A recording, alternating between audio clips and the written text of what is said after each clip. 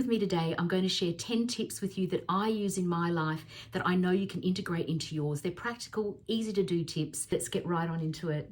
The first thing that a smart feminine woman does is she prioritizes her health.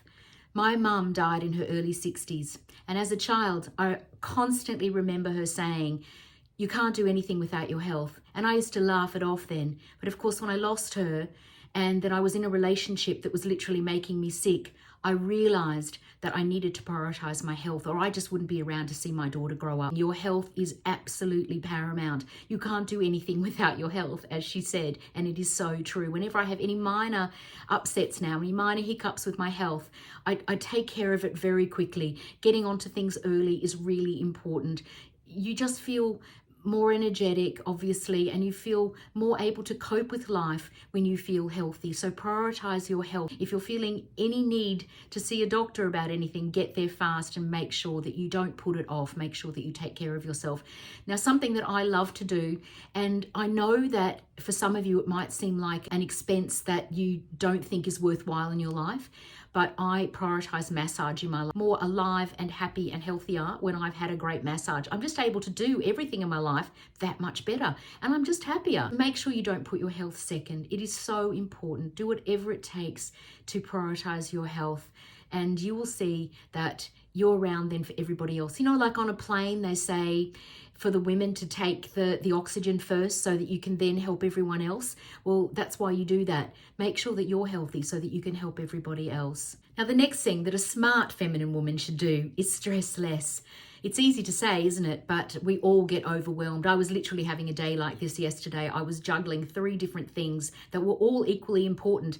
And I had to take a moment to just stop and tell myself that it could wait. And I just took a few moments to do a bit of heart-centered breathing. Just put your hands on your heart and just focus on breathing into your heart.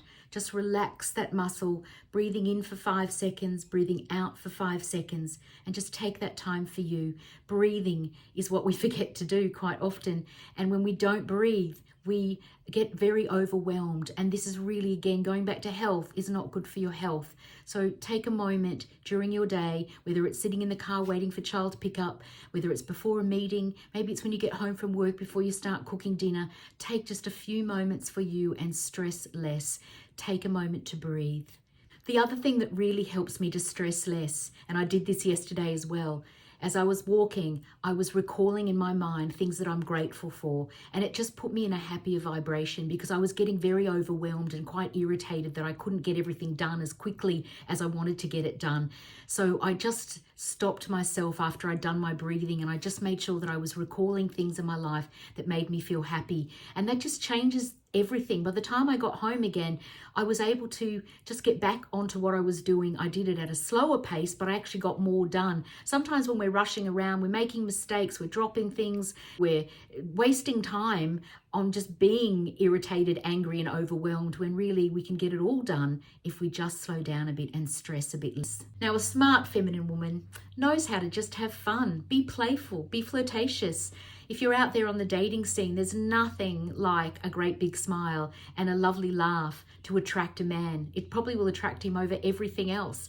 So always try and have that positive, happy, upbeat vibration coming from you, and whatever it takes to get into that vibration, whether it's listening to some music or whether it's going for a walk in the sunshine, whatever it takes. I know when my partner comes home and I've had an extremely busy day, and so has he, but I deliberately will put myself into a vibration where I focus on him and I'm present and I'm listening to what he's got to say to me, and I'm having a bit of a laugh with. We try and pick up on who's had the worst day sometimes, and we try and just help each other by just lightening it up a little bit, just trying to focus on what went right and not focusing on what went wrong, because you know what, in the end everything works out.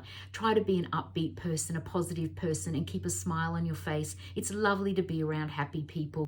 Now, a smart feminine woman should know not to spend too much time on social media. Studies have found that it causes loneliness, depression, self-harm, in some extreme cases, suicidal thoughts. I think we've all been in our lives at times, or we've got very caught up in social media.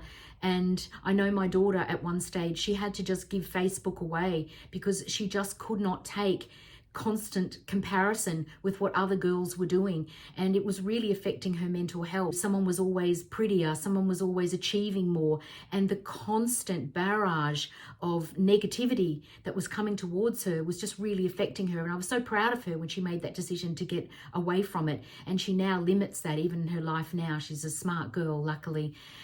I feel very proud that I've brought up a smart young woman, but we don't always do that, do we? I know myself, I can get very caught up scrolling through social media thinking I need to get that post out or do that. Take a step back from social media, because it really is not good for your mental health, and prioritize other things.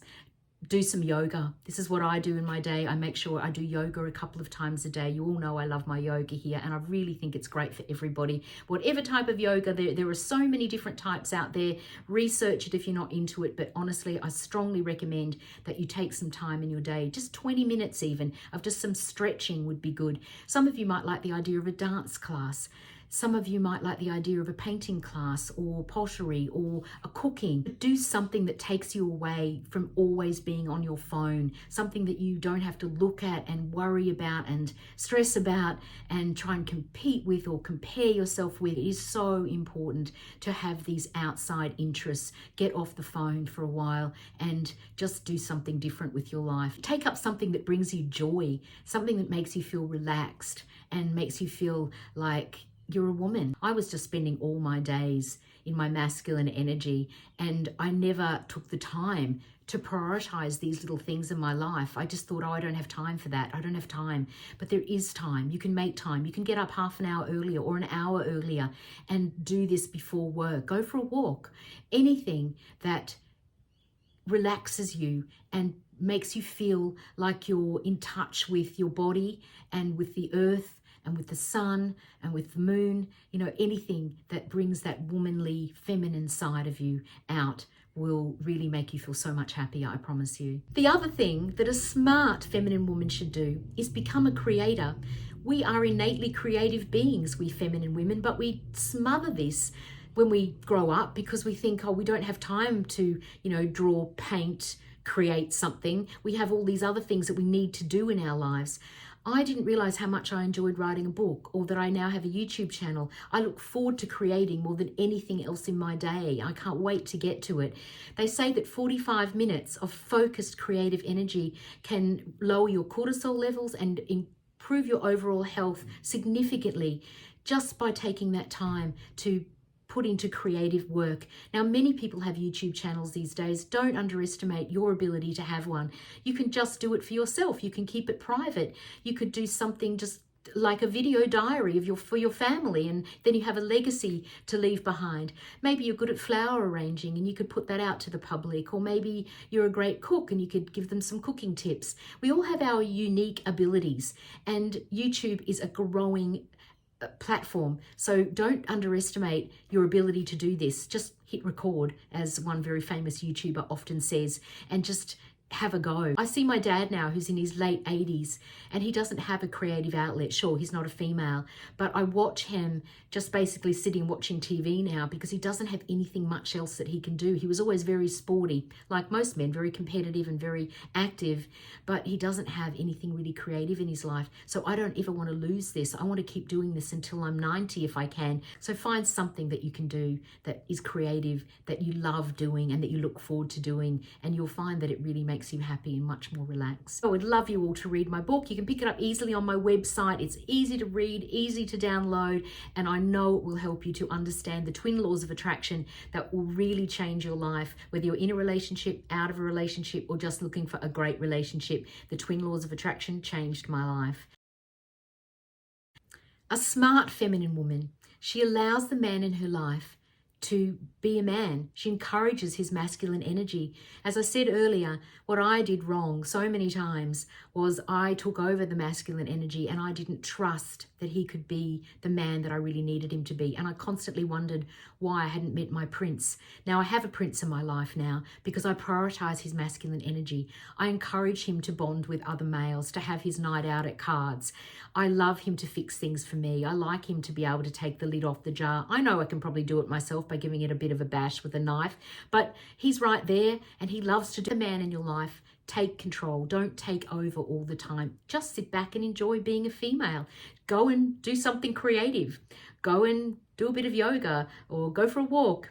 He can do it. You let him do things for you, and then you'll have more time to spend on yourself. And that's what's important, prioritizing yourself. Don't feel you are not worthy of taking time for yourself. When you've got a man in your life, or if you're trying to attract a man into your life, let him show you his masculine energy. And then when he sees that he can be a real man around you, he'll want to be with you even more, because a real man wants a really feminine woman. They're not looking for supermodels. They're just looking for feminine women. So just embrace your feminine power and you will attract a lot more men that way.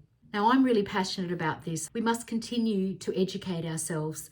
Just because we've left school or we're not studying anymore, it doesn't mean we can't grow our passions and our interests.